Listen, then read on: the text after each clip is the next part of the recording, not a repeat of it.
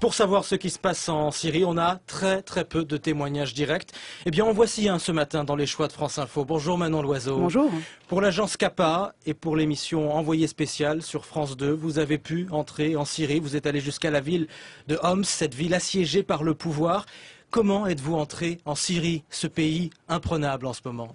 Et ce pays interdit aux observateurs internationaux. C'était compliqué. On est passé par le Liban. Finalement, ça s'est débloqué assez rapidement. Même la veille, on ne pensait pas pouvoir passer. On rentre sur des motos, on traverse le territoire syrien et après, on passe de village en village. On a mis quand même 4 jours pour parvenir jusqu'à la ville de Homs, alors que ce n'était qu'à une quarantaine de kilomètres de la frontière libanaise.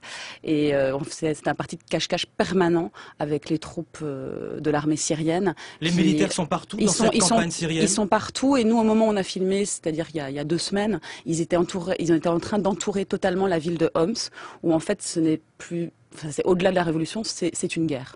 Qui vous accueille, qui vous accompagne, qui vous héberge dans ce périple? Alors on est passé grâce à des gens qui sont dans ces mouvements de résistance, dans cette révolte syrienne, et aussi on a été protégé par des gens par des soldats. En fait, ce sont des déserteurs qui se proclament aujourd'hui l'armée libre de Syrie. Ils disent être 15 000. Ce sont d'anciens soldats qui ont déserté, et on passait de poste en poste parce que tout simplement, en fait, parfois on passait 8 à 12 heures sans pouvoir bouger parce que l'armée officielle de Bachar al-Assad était partout. Donc si on n'avait pas eu ces hommes en armes et ces soldats déserteurs qui nous accompagnaient, on n'aurait rien pu faire. Plusieurs jours donc pour arriver jusqu'à cette ville de Homs. Quelle est la première image quand on arrive à Homs ? La première image, l'unique entrée actuelle pour Homs, c'est le quartier de Baba Ammar, qui est bombardé depuis 3 semaines. Donc la première image, en fait, c'est une image de destruction, une image de guerre. Ce sont des maisons éventrées, des allées de snipers. On est passé sous les tirs, on était la seule voiture. Voilà, on entend...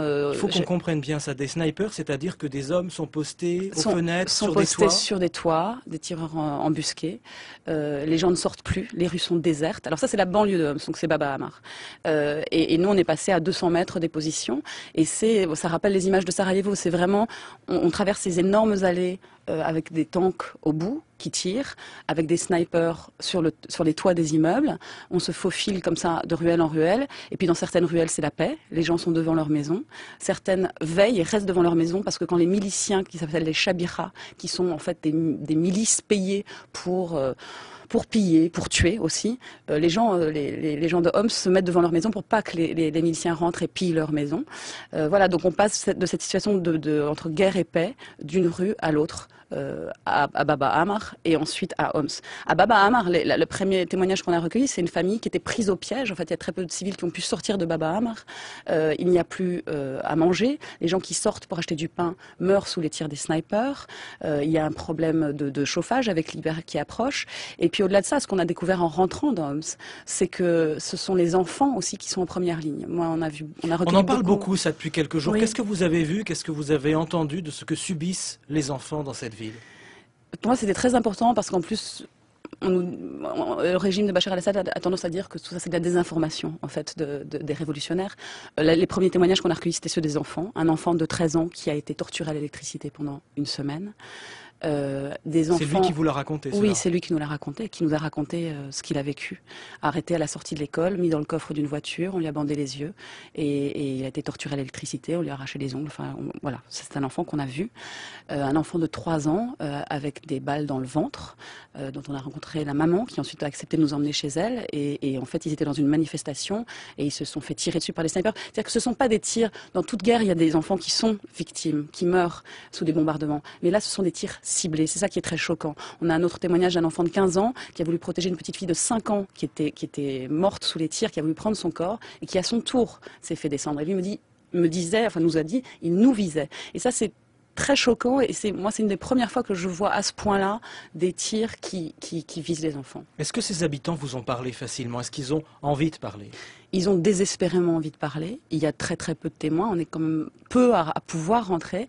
En même temps, c'est la terreur. C'est-à-dire que toute personne qui parle, c'est une condamnation à mort. Donc nous, on a une immense responsabilité, surtout en télévision, parce qu'on a des rushs, c'est-à-dire qu'on a les images. On les cachait en permanence sur des disques durs qu'on a cachés dans des maisons au fur et à mesure de notre progression sur Homs pour surtout ne rien avoir sur nous. Mais on ne filmait pas les visages, on filmait des bouches, des dos, des mains. En général, dans des pays comme ça où les gens risquent, on floute les visages une fois qu'on rentre. Là, c'était impossible. Et donc, il y a cette terreur de parler. Ils contrôlent en permanence la petite caméra, enfin l'écran de la petite caméra pour voir si on ne filme pas leur visage. Et en même temps, le cri de désespoir. Et les gens de Homs nous supplient de les aider. Combien de temps peuvent-ils tenir comme ça? À Homs, c'est très difficile. Ça fait 8 mois en même temps qu'il y a cette révolte. Et ce qui est incroyable, c'est que malgré les morts, tous les jours, tous les jours, il y a eu des femmes, des enfants, des hommes qui tombaient sous les balles quand on y était. Tous les jours. C'est-à-dire que tous les jours, moi, on avait 2-3 enfants qui mouraient sous les balles des snipers, des femmes et des hommes. Les miliciens du régime rentrent dans les hôpitaux et exécutent les blessés dans les hôpitaux. Les gens révolutionnaires créent des hôpitaux clandestins, ce qu'ils appellent les hôpitaux de campagne. Mais ça, ils sont détruits par les miliciens. Donc malgré cela, malgré tous ces morts, tous les jours, il y a des milliers de personnes dans chaque quartier de Homs qui crient à cette liberté. Et le dernier témoignage que j'ai eu, c'était notre personnage qui a dit « Ils peuvent tous nous tuer, mais ils ne tueront jamais notre désir de liberté ». Ces témoignages, Manon Loiseau, on les verra ce soir sur France 2, envoyé spécial. Votre reportage exceptionnel en Syrie. Merci d'avoir été dans les choix de France Info qui continue dans quelques instants.